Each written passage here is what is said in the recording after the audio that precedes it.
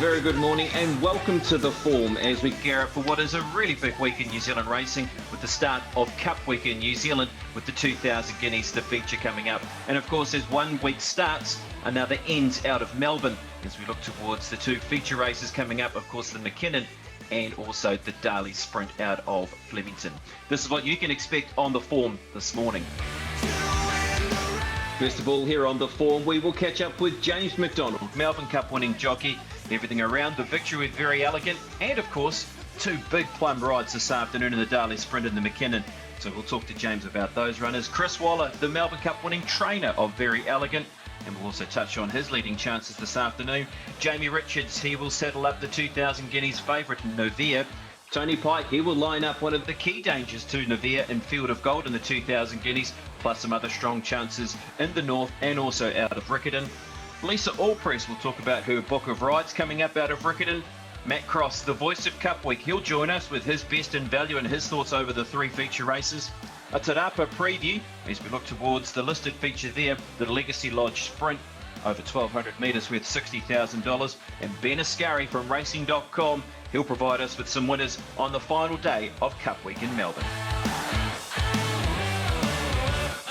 Well, we're joined now by Melbourne Cup winning jockey and James McDonald. How does that sound, James? It sounds pretty good.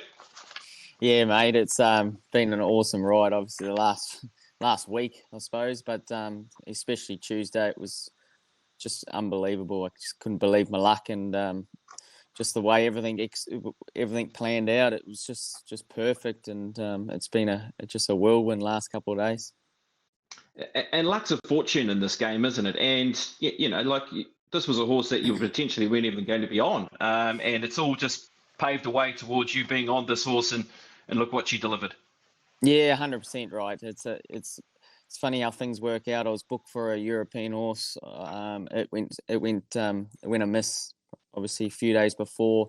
Very Elegant was 50-50 in running, and he wanted to chuck me on her on the Saturday morning to see how she was going, and she just felt incredible the way she went through her paces. It was just amazing. So she kicked on to the Melbourne Cup, and the rest is history. What about how the race panned out from your barrier draw of 18? Gee, you must have been feeling really happy with where you were heading down the straight the first time. Yeah, no, I was very happy, especially the way the horses were situated across the track.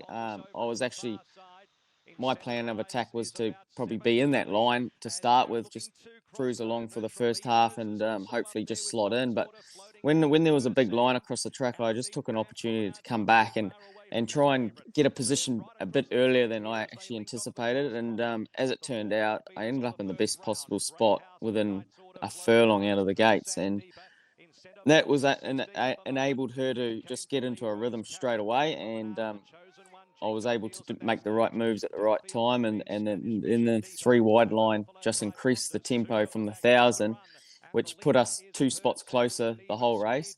So it was never a stop-start sort of race, and there was no pressure from any horses coming out at any point of time. So she was able just to relax basically for 2,800 metres of the race, and she just glided through her paces like from the 600, like she was just chiming in from the 2,000 metre mark. It was just incredible performance from the mare, and very proud of her. Yeah, I mean, in terms of perfection, it's almost pretty hard to get past what you delivered in that race with that horse. I mean, you're following the right runner, everything panned out beautifully, and what a time to be able to get something 10 out of 10 in one of the biggest races on the world stage. Oh, yeah, what a race to execute 100%. And I don't think she's ever given me a ride like that. And I was actually prepared for a pretty tough ride, because she can throw in an odd one like that. Even over 1,400 metres, she can charge a little bit. And but it just shows deep into her preparation, obviously coming off a good, tough Cox Plate run, where she was tremendous in that race. And then she obviously that week leading into the Melbourne Cup, just everything went perfect. And so she was just in the zone. It was a bit like a nature strip in the Everest. It was just incredible. Any concerns leading into the race? I mean, there were the obvious concerns of a mare carrying so much weight, and maybe the track being too dry and all those sorts of things. Were you concerned around those elements?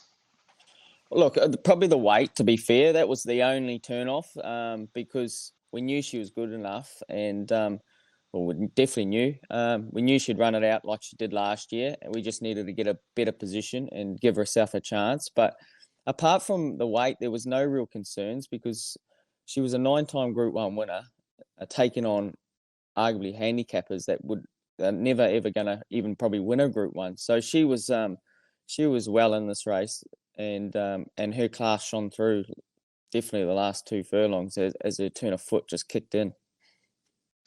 What about that raw emotion, even just before the line? I've got 2 boys who are already practicing the James McDonald sort of face palm as you went past the line. What was that feeling like? Oh mate, from the 600, I was just so confident with her, and she I was almost goosebump material even at the furlong, because I was that far in front.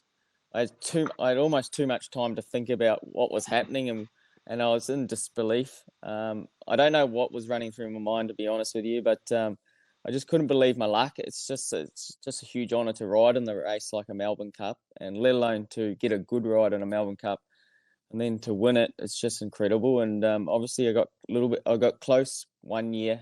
I think it was about 8 years ago, and haven't really been that close since. So I thought Very Elegant was my best hope to win a cup, and there's limited opportunities for throughout the year because there's only a weight bracket. There's only 4 horses I could ride in the cup this year, so that it just limits a lot of rides. So to win it with a mare that I've had a great association with, who's been so good to me, it was just the icing on the cake, that's for sure. And certainly back home here in New Zealand, we felt like it was a true blue New Zealand Cup victory. New Zealand bred, New Zealand owned, New Zealand trained, New Zealand jockey. Everything about it had that stamp. That win was certainly for us back here at home, and that's what we've found and felt in the industry since the win of the Melbourne Cup.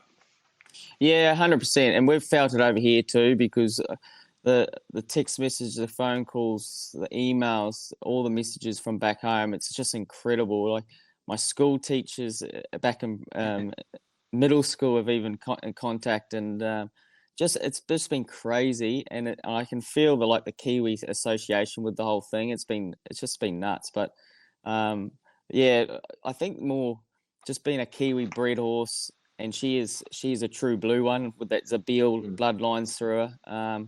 And yeah, obviously with Chris training, it's just a fantastic thing. But yeah, very, very proud of her and very proud of where she's come from. We saw the embrace with you and Caitlin after the race. Who was the first sort of people that you were able to ring on the phone and talk to about your elation of winning the cup? Oh, well, the first person was obviously Chris. Yeah, he was just elated. We only got a couple of minutes, but yeah, he was elated. Obviously, my good mate Toddy, he was straight on the blower, guesty, but mum and dad, they were in stitches.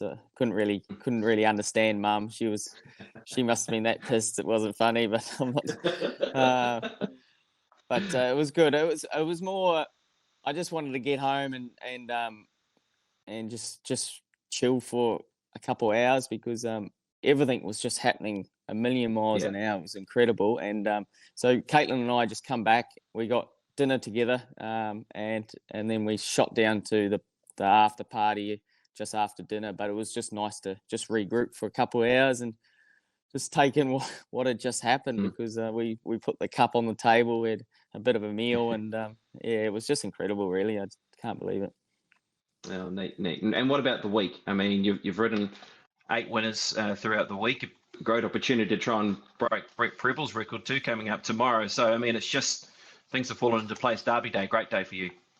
Yeah, amazing. Obviously, to win on home affairs with Sir Peter having a good chunk of the horse.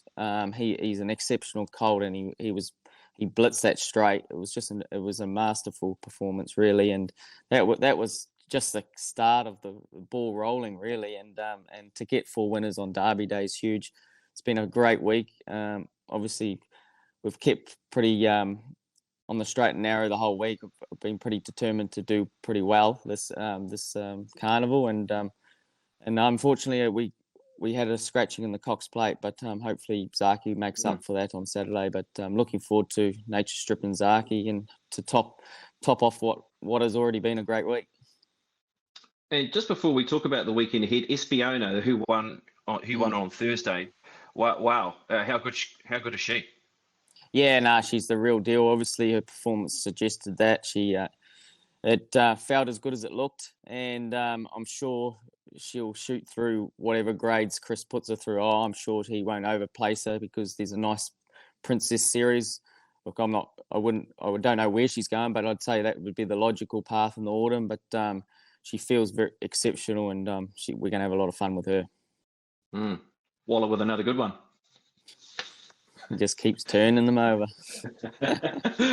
All right, well, let's move on to your rides on Saturday, and a couple of your key rides, of course. And Nature Strip, first of all.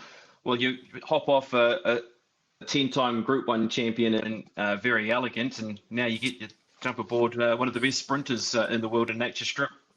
Yeah, two sport for choice, really, isn't it? It's very, very lucky to be able to do that, and both horses have been amazing. Nature Strip, he's gone to a new level. This preparation is just incredible. But he's, again, the preparations Chris has given these horses, they've been just absolutely faultless, and they have not touch wood.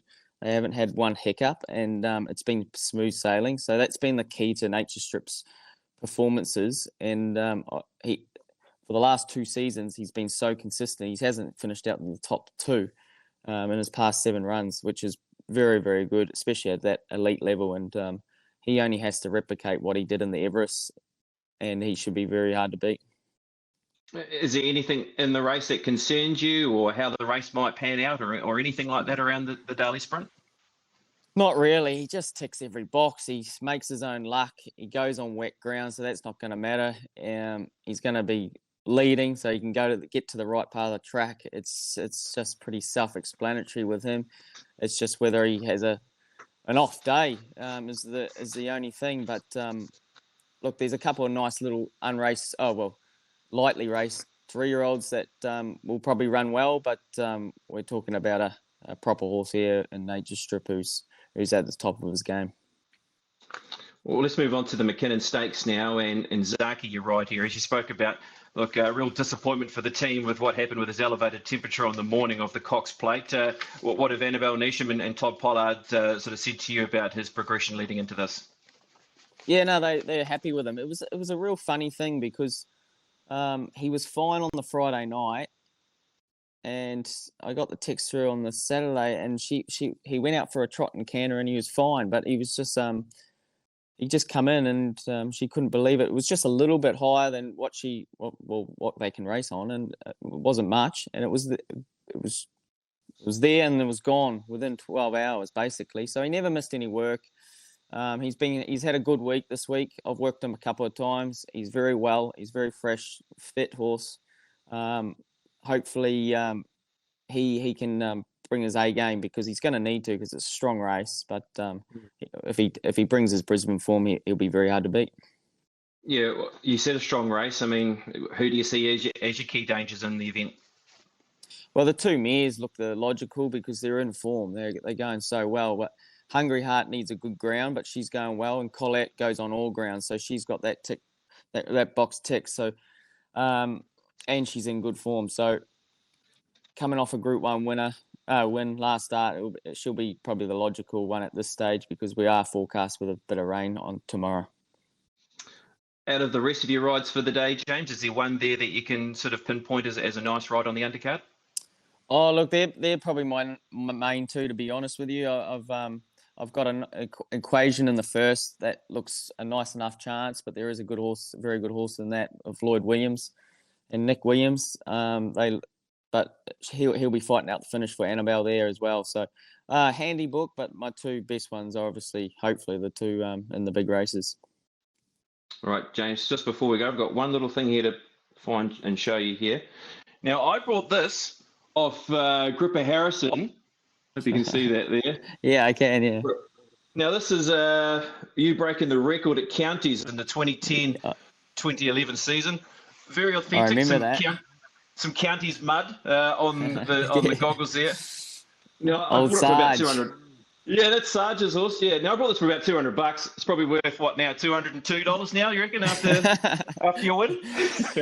210 cents. Might have gone off an inch. Nah, outstanding. Yeah. I just like to say thank you to everyone that's sent messages and love and support through. It's been immense from New Zealand. Sorry I haven't got back to everyone, but I'm trying my best. There's a few thousand there anyway. Well, James, I think you really did capture the nation with how you won the race on Tuesday. Congratulations once again, and we look forward to your rides coming up on a big day to wrap up Cup Week in Melbourne. Thanks, BP. Cheers, mate.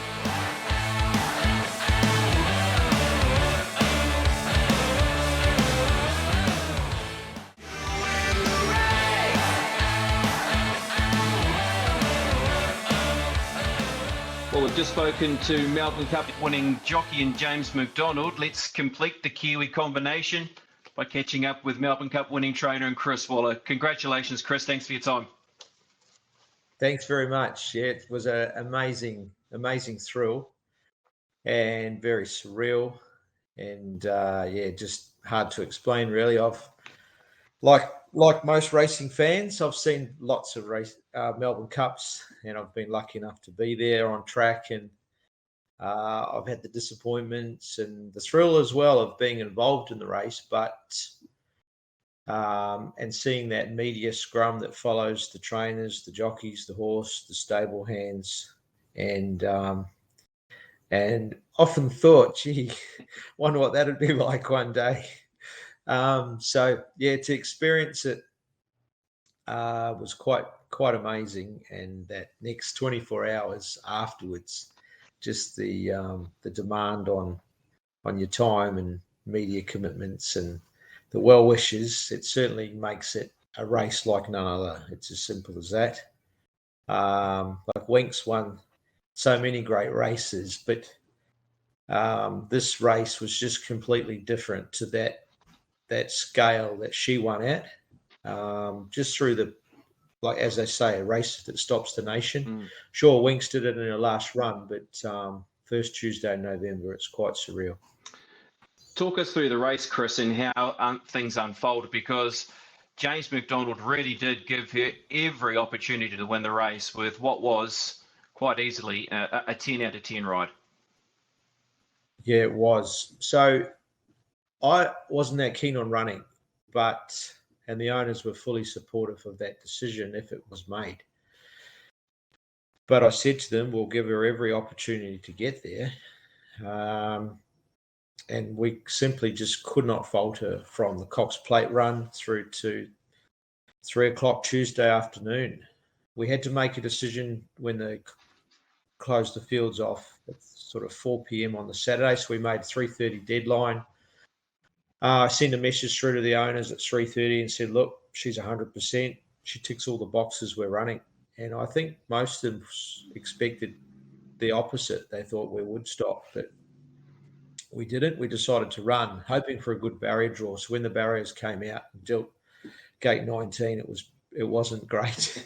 And, you can't scratch out of a Melbourne Cup. It's as simple as that. So we were committed to running. Had a brief chat to James Tuesday morning and said, look, leave it to you. And he said, well, this is how I'm going to ride her. We don't want to get too far back. And that's exactly how she was ridden. So when those gates opened, the helicopter view just saw her just come across beautifully and just parked, didn't throw ahead, momentarily 3 wide, and then closer to the post, got her to be 1 off the fence, just enough room for her to find her rhythm without throwing ahead again, and conserved energy. And that's pretty rare for Very Elegant. She's such a feisty mare, and unless the speed's genuine, she'll get a bit keen. She can still win like that, but I don't think you can win Melbourne Cups by wasting energy, especially when you're carrying 57. So that was the obvious concern to us, the 57 kilogram weight. So we had 3 others in the race, And I caught glimpses of them. I think Ocean Billy was just to her inside. Great House was in front of them, and Celino was back. So I'll have to admit that was the last time going past the first time, past the post the first time that I even saw the others. Yeah. Maybe caught a glimpse, but just seeing her get that perfect run, you could see that something special was happening. So the race seemed to go really quick. Obviously, it's 3 minutes and 20 odd seconds, but it went really quick. And next thing, they're approaching the turn. You could see the back markers were under pressure, keeping up. So I thought, well, they can't win. And we were just traveling so well. But of course, you're watching our Very Elegant. You're not watching every other horse, in particular Incentivise. So you just expected Incentivise to be traveling just as well. But by this time, they're getting to the straight. And you could see that Incentivise was just getting nudged along. And James hasn't even gone for it yet. So she's traveling and putting a small margin on the field, and he hasn't asked her for an effort. And when he asked her for an effort, and you could see Incentivise was under some trouble, had a quick look to see what else was coming, but there was nothing coming. So it was a pretty soft last 200, but I dare not go to. Or I certainly didn't go the early crow, and just sat tight. And Steph and the kids, they just went berserk, and rightly so. It was a very, very special win. And as soon as she crossed the line, we hugged and just we were shocked. It's as simple as that, because it's unreal. So it's not normal for me to be not at the racetrack. So what do? You don't have to do. You don't have to do anything. Yeah. It was like a couple of minutes went past, but straight away the phone started ringing. Jo, my head foreman in Melbourne, she was on the phone, and I was lost for words. Simple as that. Still am a little bit now. Yeah. And I thought, well, gee, I better get on my t-shirt and put a collar on. And no sooner I did that, the neighbours started coming around, which was great. And the phone, I just had it in my hand probably for the next 10 hours, well into the night. And it was just phone call after phone call and media. A lot of numbers I didn't recognise, but the ones I recognised, I tried to look after straight away. And it was pretty special. And I guess, Chris, it makes it even more special, like you just said, that it was unique that you were at home to be able to, spend it with the family in that special moment when she went across the line. Yeah. I doubt it'll happen again unless they're all at the races with me. And even when I'm at the races, I normally watch it on my own, because there's so many emotions go through your mind. And it's a tricky thing when you put so much into a race, and you just want to enjoy it, assess it, and whether you win the race or you don't, there's so many commitments afterwards. So you're just concentrating so hard to watch it. Yeah, so it was very special. And the Cup turned up this morning, Friday morning. The horse, she's back. She's back here at Rose Hill, and it was very special. Yeah, about Very Elegant. She's won 10 Group 1s, won the Melbourne Cup. Just what's in front of her now? Do you look towards that autumn program now, or just want to let the dust settle for a few more days before you even start contemplating that? Yeah, well, that's all we've seen so far is the autumn, and be great to win the Queen Elizabeth. She's, I think, run 2 seconds in it, and didn't have anything go away this year. So I think that would be fitting if she could take that out. But fully respecting she's a horse. And the Melbourne Cup's a tough race. Fortunately, she looked great this morning down in the stables, so that's a great start. And get her out to the farm tomorrow for the next few weeks, and then assess where we're at from there. But in terms of her age and the mileage she's run, we've still got a pretty good chance of getting a full 12 months out of her, respecting the breeding season starts in September. So I honestly haven't spoken to the owners about it yet, and they'll give me their opinion, and we'll get together and horse comes first, and hopefully we'll see her again in the autumn, and who knows from there. I think for New Zealanders too, Chris, and I've spoken to this with James, it really did feel like a New Zealand victory, a New Zealand bred horse, a New Zealand horse, New Zealand jockey, New Zealand trainer. This was a win that Kiwis really wanted to savour back home, and even saw your parents on the news the other night talking about it. They looked proud as punch as well. It was a great moment for New Zealand racing. Yeah, it sure was. And I think as I've matured, like the first thing you're doing when you come to Australia is you're just concentrating on winning as many races as you can, trying to get established, and I think you lose track of some of those values that we were given as New Zealanders. But in recent years, I'm certainly fully aware of how much New Zealand respects racing in Australia, races like the Melbourne Cup, and in particular James and myself. I can see that people are literally proud of us. So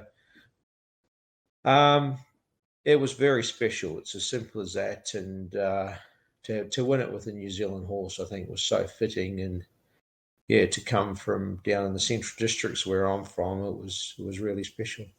All right, Chris, well, let's see if there's just another special moment to look forward to on the last day of the carnival. And of course, we're talking about Nature Strip, who lines up in the Darley Sprint Classic on the weekend. How's he done post his Everest victory? And look, he looks very well placed. Everything in line for his performance coming up on the weekend? Yeah, it certainly is. He was brilliant in the Everest. We saw how tractable he was, just sitting off the speed momentarily, and then just controlling the race from the 600 meter mark, and just so dominant when he quickens. He's just got so much acceleration there. So he makes it hard for those horses that run against him. And the form stood up very well out of the Everest, with Home Affairs winning the Group 1 last week, and Eduardo winning the Classic Legend at Rosehill last Saturday as well. So the form certainly stood up, and what a great horse he is in his own right, and it's been a great association with James, myself, and the owners. There's a few Kiwis in there, obviously, and they're getting a great thrill, and rightly so. He's legitimately the best sprinter in the world at the moment. Look, he really is. How do you line up your other chances in the race? Horses like September Run, of course, the winner of the Coolmore last year, Shakira and Ranch Hand. What sort of chances do you give them of running a big race? Well, Ranch Hand, I think, is a very good chance. He, as a 3-year-old, he gets in with 53.5. His run in the Coolmore the other day was very good. He didn't get a lot of luck in the run. September Run, she's out of form, so we've put some blinkers on her, and just hoping that might just spark her on, because there's certainly nothing wrong with her. She's sound, and she's working well. And Shakiro, he over-raced and was just in the wrong part of the track in the Coolmore, so he's a Magic Millions winner as well as group races. So they're rough chances certainly to run top 3. I'm not sure about winning, but certainly top 3, which is a big achievement in a Group 1 race like this. Certainly. Well, let's move on to the McKinnon Stakes now, race number 8. You do line up Hungry Heart, a horse who comes into the race off the back of her performance in the Empire Rose last week when finishing 3rd. She had no luck there. Barrier draw was cruel to her, so she's got a much better chance, I think, over this 2,000 metre distance. She's in great form. She's probably 6 months away, although she won 2 Group 1s as a 3-year-old. But I just find they go missing a little when they just turn 4. So, she gets her chance to bounce back. Zaki, he had a setback going into the Cox Plate. So you're always sort of wondering whether they're going to come back, and hopefully that's his chink, because he's a very good horse and hard to beat. And we just want to touch on the Matriarch Stakes as well, and 3 mares, 3 Kiwi mares too that you have in the race. First of all, Only Words, a stakes winner here in New Zealand, a Group 2 winner of the Brisbane Winter Carnival, and of course a last start winner.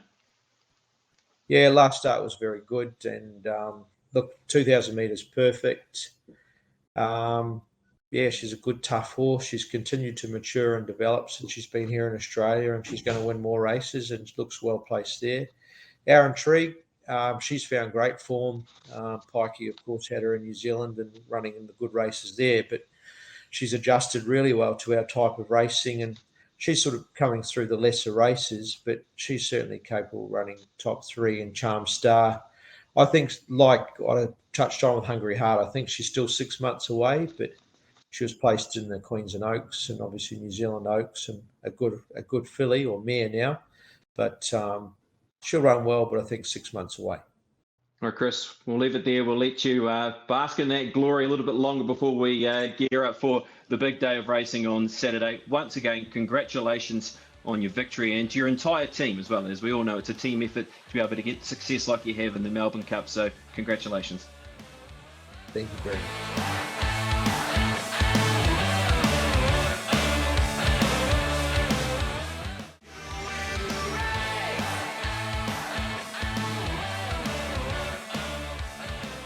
About to catch up with Jamie Richards now, and Jamie, will get straight down to it with your runners in the 2,000 guineas. First of all, Nevere, such a good win in the Water Cree, and is now the outright favourite for the race. Yeah, happy with him. His lead-up run there, as you say, was really encouraging. Found the line strongly from back in the field, but there's some new horses coming down from up north, bringing different form lines into the race, and he's going to have to continue to improve off the way that he won there a fortnight ago. But he's had a good couple of weeks, course and distance winner. So looking forward to the race tomorrow with him. Things panned out nicely for you in that race, didn't it? There was that nice bit of pressure up front. He sat back, he relaxed, and he really worked through the line nicely to pick up Field of Gold. Yeah, hoping that something similar will eventuate tomorrow. There looks to be a bit of speed in it, some horses that like to go forward. So I'd say there'll be good pressure. Hopefully we're just sort of, behind midfield, just taking it easy. But as I say, he's going to have to continue to improve. The blinkers go on. The horse that ran second to us last time, Field of Gold, as you say, the new horses come down. It's going to be a really intriguing race, but I wouldn't swap him for anything else. And what about I Wish I Win? You've got a barrier draw to play with here coming into the race on Saturday. And I know, speaking to you previously about the horse's run, you were happy with what happened in the Barneswood Farm. So how's he progressing? Yeah, he's going really well. He's a nice horse with genuine Group 1 ability. He's already proved that, being Group 1 placed behind on the bubbles. And as you say, he's got the nice draw. He's not going to spend a penny from there. He'll put himself right up and behind the pace, and hopefully he'll just be smoking his pipe there, taking his time, and has a really good turn of foot when you need it. So I wouldn't be discounting him at all. He was really good in the Barneswood Farm, off a wide gate, got pushed really wide on the corner, and still closed off well. Well, we'll go through the rest of your team of runners there in Christchurch. Radagast in race number 4? Yeah, his last start was much better. He's a horse that's had problems with the barrier. He's getting out to that suitable distance now, and he's in the consolation. So the second half of that race, which probably suits him as well. He's got the tricky draw. We're going to need a bit of Opie magic from him, but hopefully he can be in the thick of the finish with a bit of luck and running. Speaking of Opie takes the ride on Supreme Khan in race number 9. Yeah, the horse is going well. Hasn't been able to win yet this preparation, but hopefully he's saving his best for Cup Week. He's got the big weight and he's got the awkward draw, so he's going to need a little bit of luck and running, but we'll just sort of leave that up to Opie, see where he finds him. And also in that race, you have Fashion Shoot. Yeah, Fashion Shoot was a little bit disappointing at Ashburton last time off the backup. So we've just sort of spaced her races out a little bit again, kept her at the 1400, kept her nice and fresh. She's down in the weight. She's got a midfield draw there. Hopefully she can posse up, and off her best form, she's got to be an each way chance. I think we just put a line through last start and take her on her form from before that. All right, well, let's head north, and the Legacy Lodge Sprint is the feature race, and you have Romantic Lady lining up in this race. Just a horse, I guess, it's been quite frustrating lining up wet tracks, just been able to try and find those right races for this horse. Yeah, she's a really gross doing mare that needed that first up run, and the plan was to run her again either at Wellington or Tauranga, and got rained out. So we've just had to keep the work up to her on the track here. She seems to be as good as she can be. She's got the nice low gate there, should get a nice run up and behind the speed. And we sort of, we believe that she's good enough to run a place in this race and get a bit of black type, which is all important for her because she's quite a well-related mare. Move on to race number 6, the Super Seth, the 74 over the mile. You line up Marcera, a horse who's got a wide gate, but he's racing in really good form at the moment. Yeah, he's going really well. As you say, he's got the wide barrier draw, but he gets back and running a little bit anyway. So he'll be closing well. It's just whether he's too detached from that tricky gate. But glad Troy's on him, and should give him every possible. You've also got She's a Thinker in that race, who ran fourth behind the stablemate last time out. Yeah, she's just come up with a bit of a bad blood, so she'll wait. We'll probably look to run her maybe back at Te Rapa on the 20th for that counties meeting. There's a 74-mile there worth a bit of money, so just follow her there. She is going well. Had a bit of a frustrating campaign with her, but she's certainly worth following for punters out there. All right, and what about Feeling Fancy? Feeling Fancy was a little bit disappointing over the 1400 there at Hastings last time. Up to the mile should suit. Played around with a little bit of gear, just those side winkers on her to try and enhance your concentration a little bit. She's one that really wants good ground, so just keep an eye on how much rain they do get there tonight. All right, 2 in race number 7, both fresh up, Perfect Scenario and Campionessa. Perfect Scenario is going well. He's a horse that had really good form last preparation, ran in some of the better races. Looking forward to him resuming there tomorrow. Trials have been good, work's been good. I think the claim suit's going to run a cheeky race, so certainly have him in the multiples. Campionessa has been really hard work. She's a mare that lets herself down with her attitude a little bit. We've had problems with her in the gates. But if she sort of puts her best foot forward and the real Campionessa turns up, she's going to be a chance to run well. But probably from the awkward draw, might be looking for sort of next time and out to 14 in a mile. All right, and then the last race, you want him to win this race. Happy birthday, Karen Fenton Ellis, 1400. Image of You, I thought a really good run after winning a maiden to step up to that next grade when beaten and behind Illumination. Yeah, she's going well. As you say, ran really well when she missed the kick a little bit at Matamata, so hopefully she gets away clean. Joe's riding in great form. She's got a nice draw, and she seems to have trained on well, so got to be one of our better chances of the day there at Te Rapa. All right, and Pure Imagination in that race too? He's just hasn't had a lot of luck. He won well at Te Rapa there, first time I've asked him. Looked like he was really going to go on and do the job. Synthetic didn't suit him, second up, and then he was in that awful run race at Hastings there where they took the tempo out of the race, and he went round, ended up 4 wide, then he led. Just a real stuff up, to be fair. But he's had a little bit of time between runs. His work's been encouraging.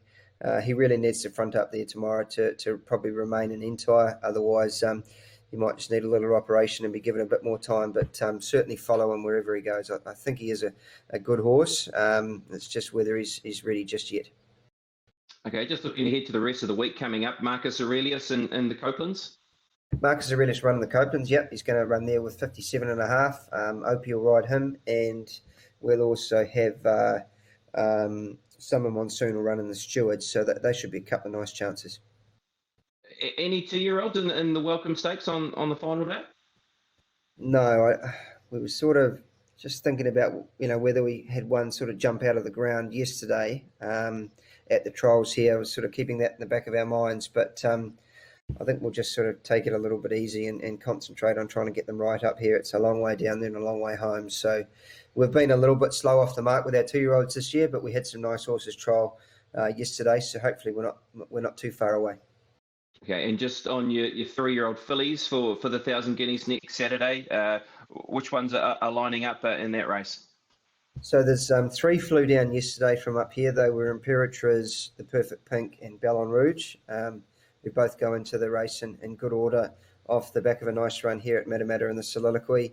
Happy with those 3, and then the 2 that are down there already are Irish Red and Shepherd's Delight, both coming out of encouraging maiden wins. Obviously need to continue to step up, but they sort of went down there early to have a crack at some black type, so they'll take their place. They haven't had to do any travel, and I think we've got a nice strong hand in the race. All right, Jamie, before we let you go, what's the one we should follow out of your team for this weekend? I've been asked that question a little bit, and I'm going to stick with Novia. Really looking forward to seeing how he goes tomorrow. He's a colt we've always had a lot of time for, and hopefully he can be a Group 1 winner in the 2,000 guineas tomorrow. Brilliant. Thanks for your time, Jamie. Go well over the weekend. Thank you.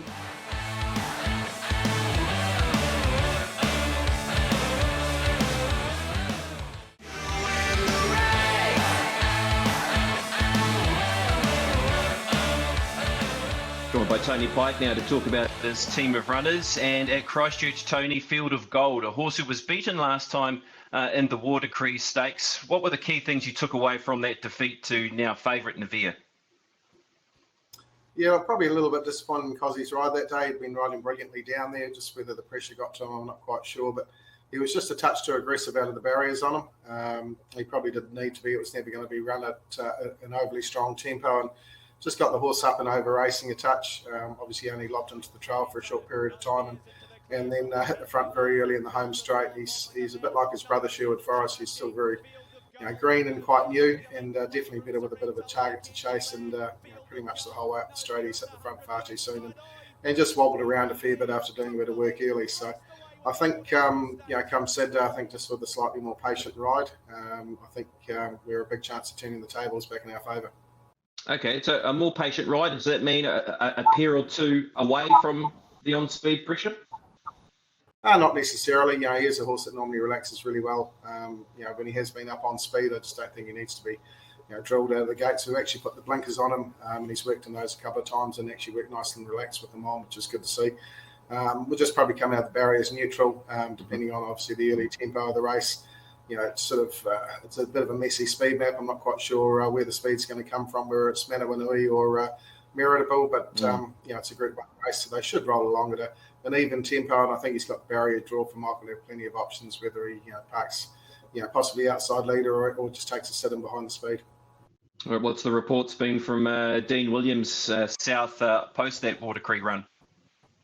Yeah, sent a video of his work through the week, and look, the horse he's trained on really well. He's holding his weight well, and looks fantastic in condition. So he's going to strip a very fit horse on Saturday, and I'm definitely not conceding the race to Nevere. We're one each at the moment, and I think it's a huge chance of turning the tables again. Well, let's move on to race number 9 now, Tony, and you do have two chances in this race. Providence Provides, first of all, we'll chat about this runner.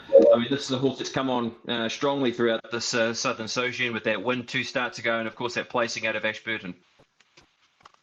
Yeah, she's trained on really well. Probably just unfortunate at Ashburton. She was a little bit got a little bit rattled in the gates, just missed the kicker touch, and ended up probably a lot further back around that Ashburton circuit than we wanted it to be.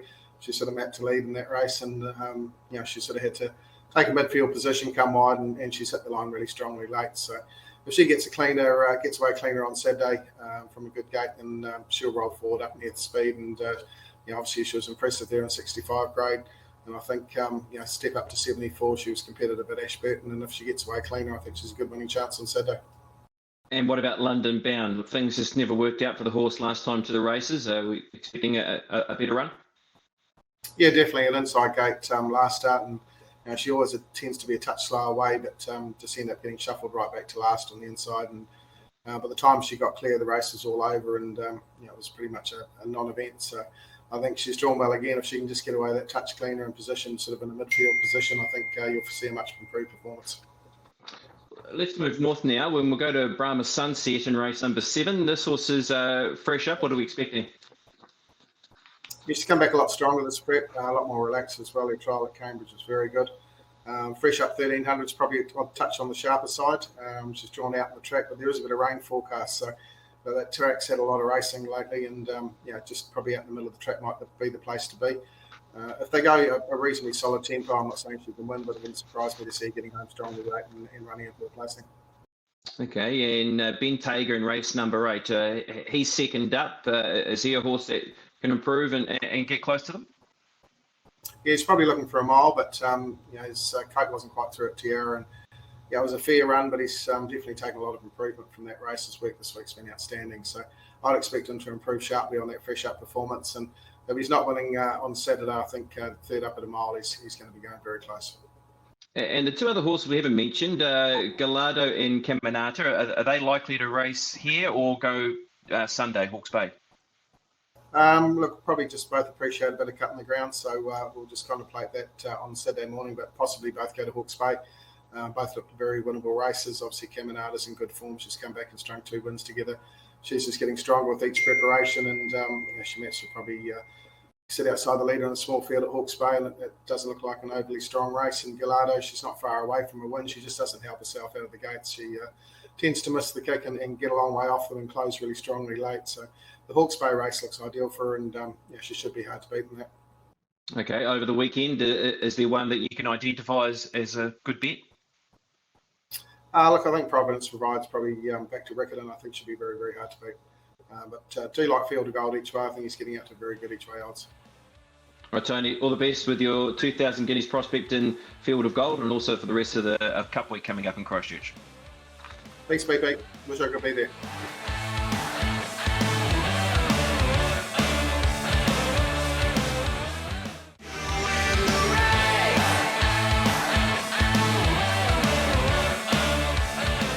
Joined by top jockey Lisa Allpress now to go through her rides for the meeting out of Riccarton. And Lisa, in your first ride, race number 2 in Rockland, certainly looking off the video, you got pretty keen in his work last time to the races, and a horse you know because you won on this runner back in the autumn.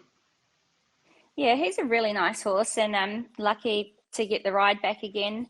Just looked like when Kylie tried to settle him in behind the speed there, he just didn't really want to come back to her, but so I'm looking forward to riding him tomorrow and probably just let him roll a little bit more. Yeah, and of course over the short course of just 1,100 metres, and do you believe that might be the trick, just letting him roll? After watching his videos and stuff, he's just he does get on the bit quite strong about the sort of 300 or 400 metre mark, and I think just let him roll a little bit more through that stage, then hopefully he'll just have a little bit more left in the tank. But he's got a really good draw tomorrow, so that's going to help. Won't have to do a lot on him early and just try and get him into a rhythm. All right, let's move on to Astrakhan in race number 3. She's a 3-year-old filly by Swainess that you were on last time to the races, a horse that was able to push forward and really fight on to run second. Yeah, she did. We drew really wide that day, and just looking through, I think we might be able to come into 7 with a few of those ballots if they come out underneath us, which will help. That's a better draw than last time. She's a really, really nice filly. She's only a 3-year-old, so she's up against the older horses, and there's a lot of form in this for a maiden race. Okay, race number 5, Z for Z, and the rating 74. Do you believe he's maybe looking for a shower of rain? Being by Z, you'd think that, but look at Very Elegant that won on the track the other day. So, he's a really nice horse, but he was winning in the winter down there and going really good. So you would think a shower of rain, but I'm sure that John Wheeler hasn't taken him down there looking for that. So he knows what track he's going to get. He's a really nice stayer. 7-year-old, so he's starting to get on a little bit, but Zed's improved with time as well. So yeah, a bit interesting. He's got a really nice draw in 3, so hopefully we'll just be able to settle. He looked like he over raced a little bit last start at Waikato, and then Sarah sort of had to press forward on him. So yeah, hopefully he will settle a bit better. There might be a bit more speed on going into a good track. Move on to race number 6 now, Lisa, in the Pegasus Stakes, and this looks like a lovely ride in Babylon Berlin. Yeah, I'm really looking forward to riding her tomorrow. I haven't actually sat on this horse before, but obviously watched it quite a few times, and I was super impressed watching her trial with Amber Riddell riding her up at Cambridge on the synthetic. But by all accounts, the horse has come through the trial really well and had a really nice hit out at the races the other day in an exhibition gallop. So really good draw, just a super fast filly. So really excited about riding her. Let's move on to race number 7 now, Lisa, and Anduin. Now, this is a horse that is a former Northerner who looked good through the trials. Just what do we do with the first up performance? Do we play the forgive card with this runner?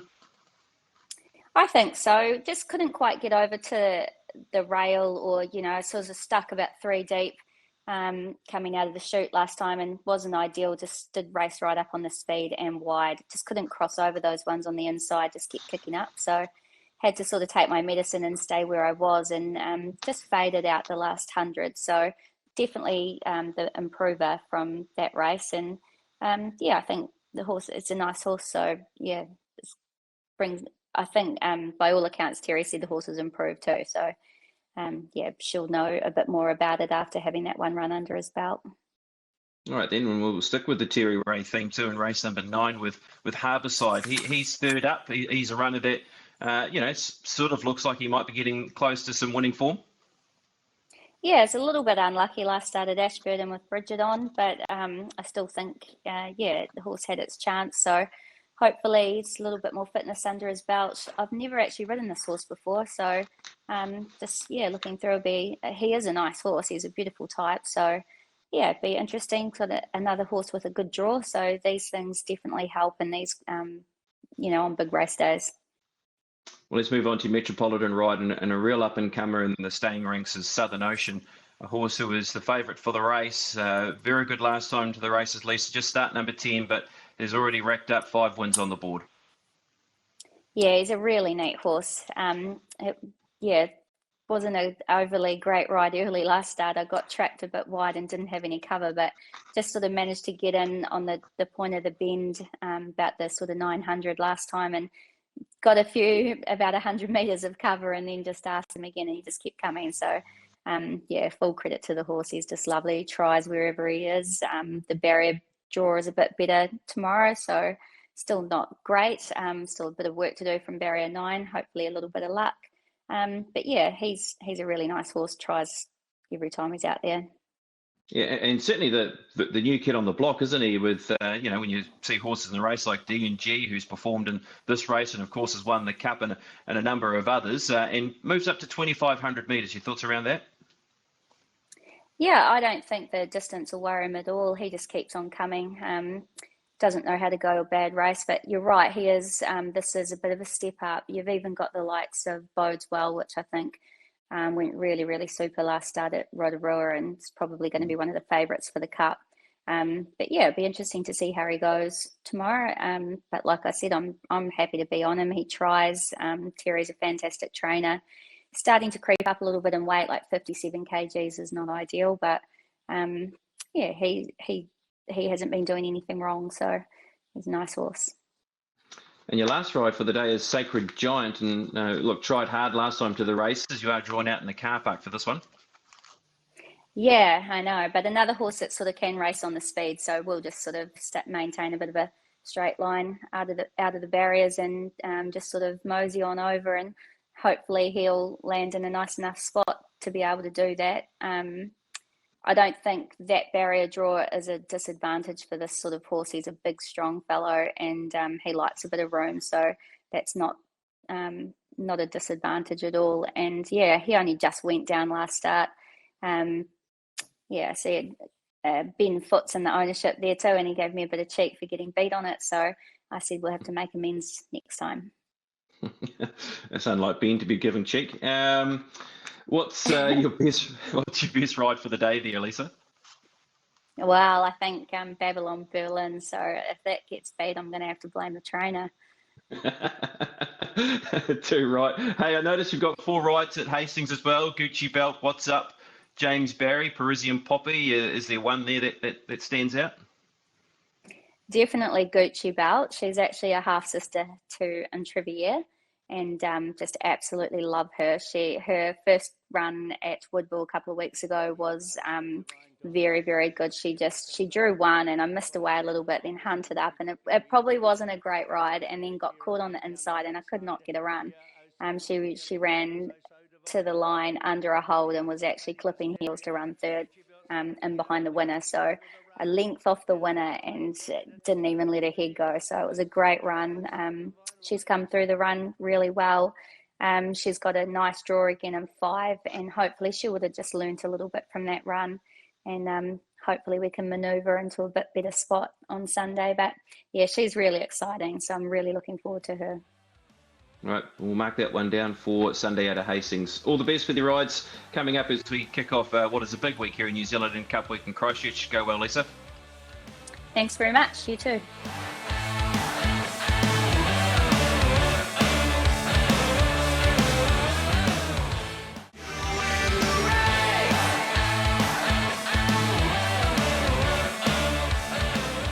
Time to catch up now with the voice of Cup Week in Christchurch, in Matthew Cross. Matthew, the start of the big week of racing in New Zealand out of Christchurch. Can't wait.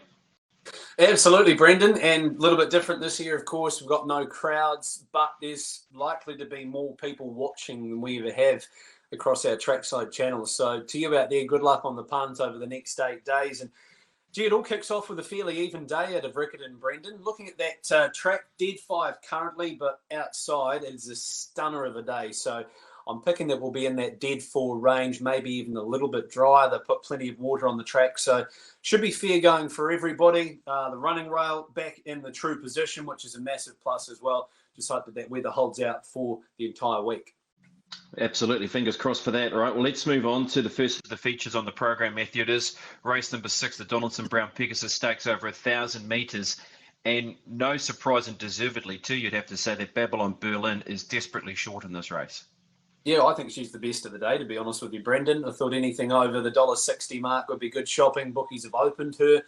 $1.60, be happy to fire her through multis, I think. Barrier number 2, awesome gate for her. Quickest 800-metre trial of the day. Beat home Handy Horse and Vernaza, who, of course, is Group 1 placed and a Group 2 winner herself.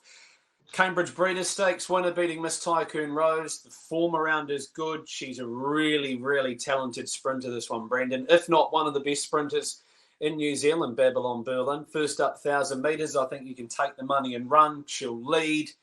1,000 metres, no concern. Right jockey on. Nice weight. I think she's the best of the day. Outside of it, Madam Haas might improve onto some better track conditions. I'm willing to forgive her on her first up run on the slow surface. Gets in with a nice weight.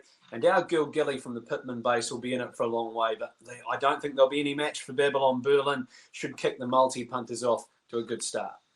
All right, well, let's move on to the Group 1 feature on the program, race number 8 now, Matthew. The Albasti Equewheel Dubai New Zealand, 2,000 guineas.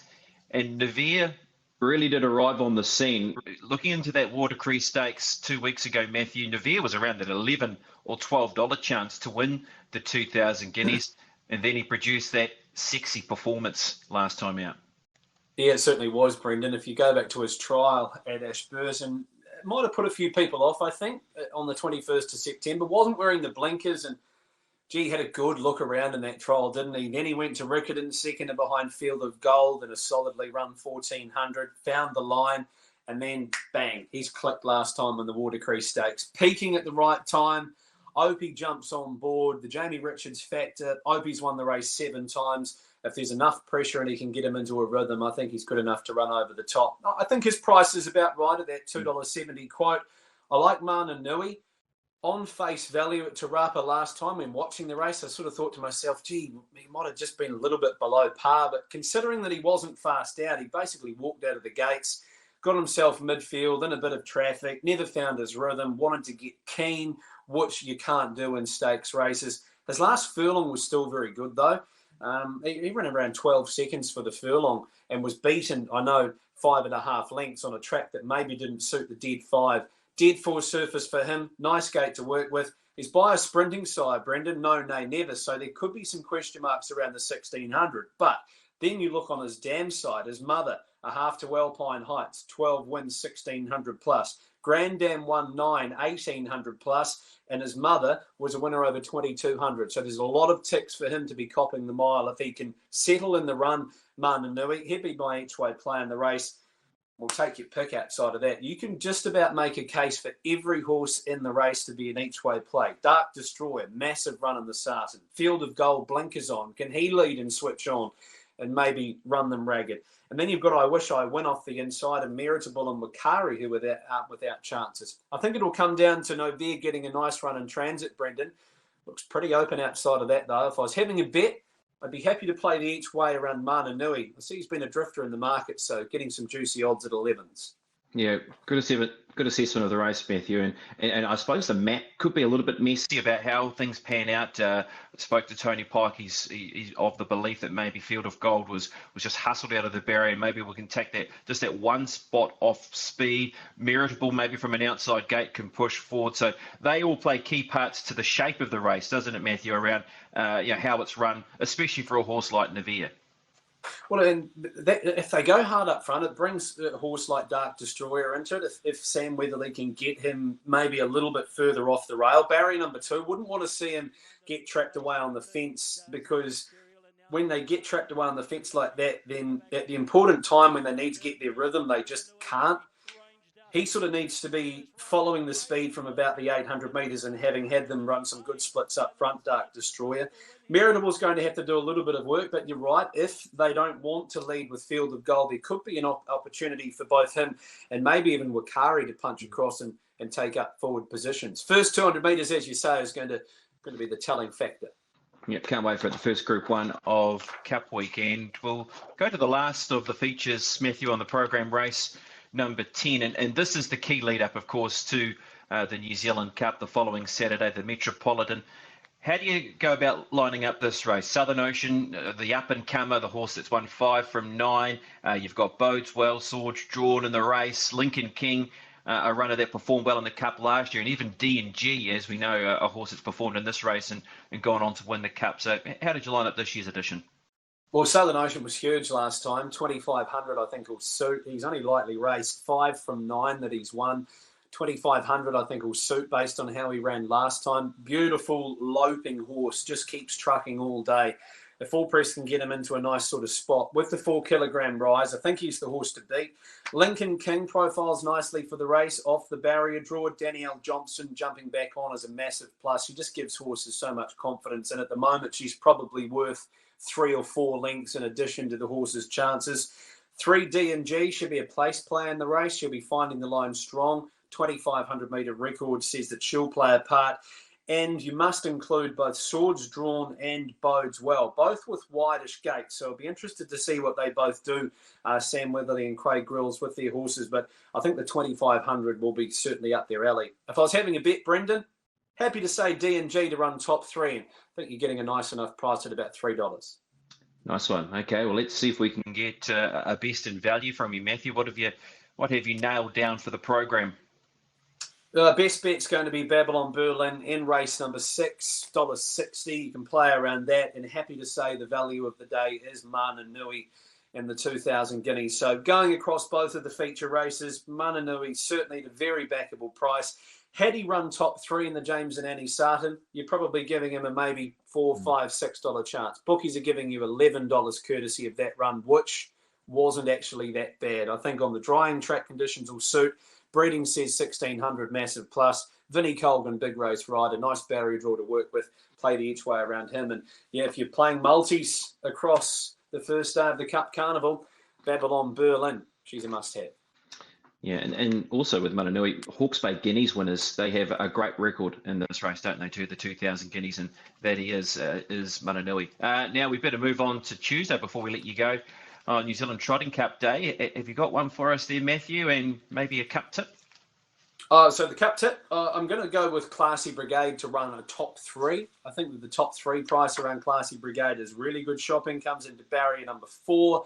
He'll roll forward and be the first horse onto the pegs, which is a massive tick. So play his place price. He can maybe even win the race with the right sort of run too, Classy Brigade. Does he hand up? Does he hand up? I mean, he's only find the front. What does he hand up to? I think he hands up to Copy That. If Copy That steps away, Brendan, and then Copy That's likely to stay in front, because under those circumstances, if Self Assured or South Coast Arden come around and you hand up to them, you're handing up the race, basically. So I've got it Copy That leading, Classy Brigade sitting in the trail, South Coast Arden and Self Assured both having to do a little bit of work. So Classy Brigade ticks a lot of boxes. And I've got one for you at $10 in race 9, Brendan, your sort of price. And it's from your area as well, the Anna Donnelly trained New York Minute.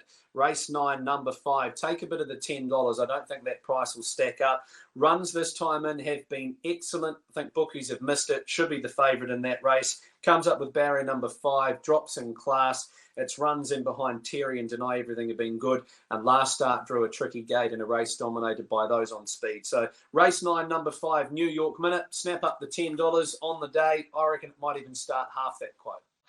It's funny you mention that horse, Matthew, because it has been the talk around here. So that's good to know that you're backing it up. So we better get shopping around that price. Matthew, all the best for your week coming up. And we look forward to the 2,000 guineas coming up out of Riccarton on Saturday. Yeah, thanks for having me on, Brendan. Good luck to you on the punt as well as everybody out there. And yeah, looking forward to bringing you the coverage across the mammoth week that is Cup Week. Well, it's time now to focus on our northern race meeting. It is out of Te Rapa, and we go to the Legacy Lodge Sprint, which is a very good field over the distance of 1,200 metres. Open handicap, $60,000. Last year's winner is at the top of the book. He'll have to carry the 60 kilograms of Mascarpone, but his record here at this venue is ultra good. He's won a Foxbridge Plate already this season, and things just didn't quite pan out for him last time out behind Tavi Mac out of Rotorua. He does have a niggly barrier draw in barrier number 12, so it's going to be down to just trying to find that right position. Look, the field's full of depth, though. We see returning horses. We've got horses that are drawn awkwardly. Packing Rockstars drawn out from barrier 16, but was very good in the Swainer Stakes. Show of Roses is a runner that was able to win a Kalai Zuzu Stakes last season and also a Ritual Mile. This horse bounces out of some LSE jump outs. Shoshone, a winner last week, of course, on the wetter surface, but does have a low draw. Run to Perfection, things didn't pan out for this horse and was a promoted place getter out of Trentham when last presented to the races. And then you've got Only in Jakarta, who brings that speed influence, very fast out of the barriers, a horse that was beaten when last presented behind Mascarpone in the Foxbridge Plate. And I do believe this horse can find that position and run some sort of race at around that $10 or $11 mark. Overall, I went with Mascarpone as my top selection in the race. Just so hard to get away from his track stats here and how he won the Foxbridge, and just seems to be a runner that's heading in the right direction towards a proper Group 1 race. Mascarpone, one on top in front of the 12, and that is Only in Jakarta. Just with her speed out of the barrier, she can find that forward position, and she might be hard to peg back. She could run some sort of race here this afternoon. Run to Perfection. Look for this horse late.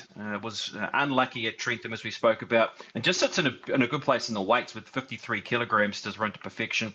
And if you're looking for something away from those horses at a bit of value, and there's so many horses to choose from here, maybe Show of Roses, just a horse we want to keep on side.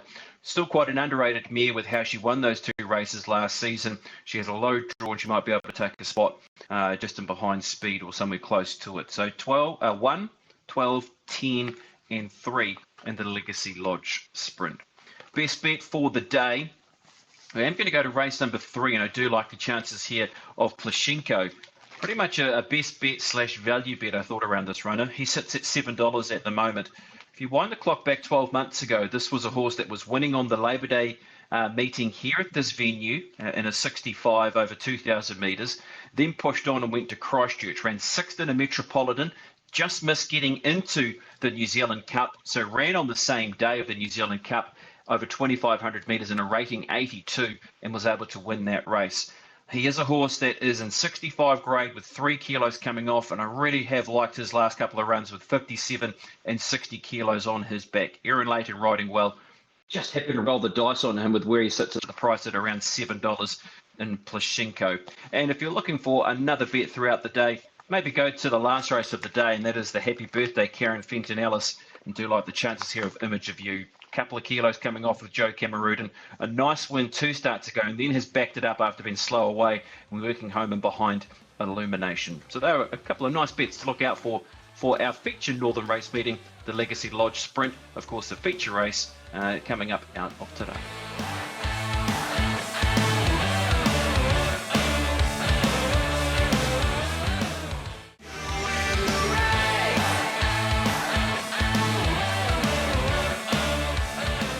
Joined by Ben Ascari from Racing.com as we complete Melbourne Cup week. First of all, Ben, how's it been financially for you? It's been a good week. Derby Day, we got out of trouble with Superstorm and sort of got our noses in front there. Cup Day was really nice, and we sort of broke square yesterday. I had an okay day for Oaks Day, but it would have been nice if a very fine red found some clear galloping room earlier. We would have got a nice result there, but it's been good, and I think maybe we'll just be a bit conservative the last day and try and stay in front. Yes, a very fine red. Death by 1,000 paper cuts, wasn't it, in that last race? Yeah, sure was. But looked the right race for her. She was 21s into $5, and that happens. That's racing. But I think she would have won pretty clearly with any luck at all. And of course, New Zealand, we've been sort of really taking it all in with Very Elegant, and of course the connection with James McDonald and Chris Waller. It's certainly as a nation, we've really got behind what we saw on Tuesday. Yeah, I doubted whether she could do that with 57 kilos on dry ground. So I'll put my hand up and say I got that wrong. And, you know, in a way, I'm glad I did, because it just proves once and for all what a champion mare she is. And some of her victories have been off slow speeds, wet tracks. Credit to Darren Weir, who had it previously, always said she was a supreme stayer and we'll see the best of her over extended distances. And it was just a culmination of what a great career she's had, 10th Group 1, and she did it with her career peak performance, I think, on dry ground, beating a very good horse and quite a good field. Not for overall depth, but those second through to fourth were all great performances, particularly the runner-up. And to win that way with that weight, that was just an astonishing performance. Look, it really was. And we see McDonald and Waller team up with Nature Strip in the Darley Sprint on the weekend. How do we make money out of this race? Yeah, well, I don't know how we make money out of it. I think we just watch with interest to see whether a Kiwi in James McDonald can break the all-time Melbourne Cup Carnival record for wins. He just needs a couple more to get the all-time record. He needs one more to equal Brett Preble with 9, a couple more to get the all-time record. And looking at his book on Saturday, he is well placed to get those couple of wins. You'd think he's going to get at least one with Nature Strip, who should just be winning. I think the great shame of this carnival is that we're not seeing Masked Crusader, who looks a horse that may well relish the straight track. I think it was poor placement running him in Sydney in that the race name, I can't remember it. Nobody remembers the name of the race up there. Would have been a terrific clash against Nature Strip. So that's a real shame. But the watch is going to be James McDonald, who has just been in fantastic form. And speaking of McDonald, while we were talking about Very Elegant, they've got Nature Strip. What about the win of Espiona? And I think she's already the best 3-year-old filly in Australasia, and who knows what she could do in the autumn. Yeah, what is her ceiling? I mean, honestly, that was some win, wasn't it, yesterday? Sure is. I think the Surround Stakes, the Coolmore Classic after that are probably going to be at her mercy, and who knows, she might be a Doncaster horse, and the way she won, if she comes back as well as she's gone out, she might be favourite to Doncaster. Yeah, well, let's move on to the McKinnon Stakes Group 1, 2,000 metres. We do see Zaki in the race, of course, didn't take his place with that elevated temperature in the Cox Plate. And also the interest around horses like Colette coming out of the Empire Rose and Hungry Heart, and Superstorm, of course, who won the Kentala. How do you sort of see this race panning out? It's a terrific race. Unlike the Sprint Classic, where we're unfortunately lacking the depth, we've got Zaki, who was the Cox Plate favourite, missed the Cox Plate with that elevated temperature, but now he's here. Now, it's a simple equation. I think if we see the best of Zaki, he'll win, but it's not simple because will you see the best? There has to be that huge query over the setback and the fact that he was below his best in the Might and Power last time out. So that brings the likes of Colette and Hungry Heart coming through that really fast, high-rating Empire Rose. We know that there's rain forecast on the day. If it comes, that's going to suit Colette no end. Superstorm was terrific last time out, just loves Flemington. He's got to be a chance if Zaki doesn't run to his best. Mwanga coming through a Cox Plate, he was pretty good there, Mwanga, and he of course, beat Colette and the Maccabi Diva at Flemington. A good race, even haven't mentioned a multiple Group 1 winner in Homesman and a classy horse like Darlasan, K.I. Nortique. So Private Eye, perhaps an X Factor coming through an Epsom. So very good addition of the race. I think it's a case of if the favourite brings his best, he'll be winning. Big if, though. Don't necessarily want to take 240 to find out. So might be one for me. I'll put the racing fan cap on just to watch and enjoy. But, I'm a little bit reserved on Saturday. It looks a tough day betting-wise and not a huge amount of value. Okay, then. If we are to have a bet, where could that possibly be on the program? Might be in the Matriarch. I know Mimi's Award's already been well backed in the early betting, but I do like the way she's going this preparation. I think she's been set for this race up to 2,000 metres. She can run really well, and maybe have something in the same race on Godeline as well, who's just airborne this preparation. I know she won a few bundles will see the Maui Cup and narrow win. I think it was just a performance, but you have to have a look at the replay. She was wide and working, had to make 3 runs. Terrific effort to do it. She was close up behind Hosier earlier. A good run in a JRA Cup. So I think Mimi's Award and Godeline maybe a 2-bet play in the Matriarch for me on what is a really, really tricky day. All right, Ben, thanks for your time as always, and enjoy the last day of the carnival. Yeah, thanks for having me. Been a pleasure and looking forward to it.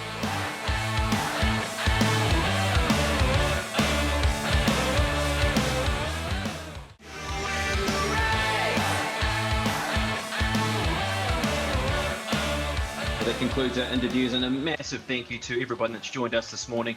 James McDonald, Chris Waller, Jamie Richards, Tony Pike, Lisa Allpress, Matthew Cross and Ben Ascari on the show this morning. It's time now to recap our best bets. Forget about the stoplight, no time for second place. Pedal to the metal, it's the thrill of the chase. I'll find a way to win the race.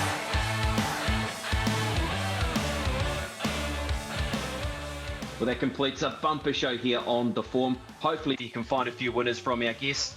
And as one week finishes, another starts. Bring on New Zealand Cup Week. We'll catch you next time.